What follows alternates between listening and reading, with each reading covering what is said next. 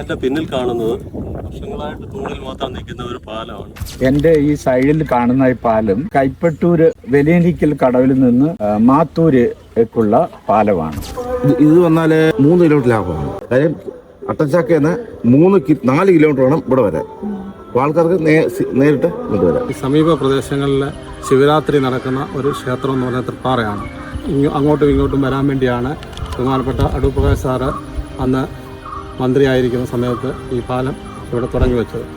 അടുത്ത് വന്ന MLA അത് പണികൾ നിർത്തിവെക്കുകയും ഏറ്റവും പല പ്രാവശ്യം അദ്ദേഹം ഇവിടെ വന്നിട്ട് ഇവിടെ നമുക്ക് വീണ്ടും പണി തുടങ്ങാം. ഓരോ ഇലക്ഷനും ഇവിടെ വന്നിട്ട് അദ്ദേഹം പറയാറുണ്ട്.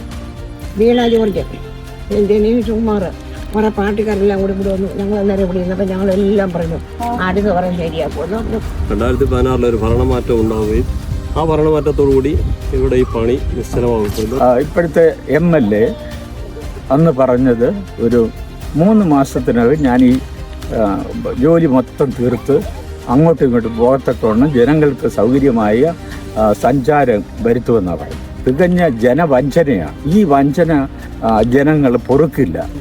അത് പ്രശ്ന സമയത്ത് ചെയ്ത പാലമാണിത്. പിന്നെ നടന്നിട്ടേ ഇല്ല, പണിയൊന്നും നടന്നിട്ടേ ഇല്ല.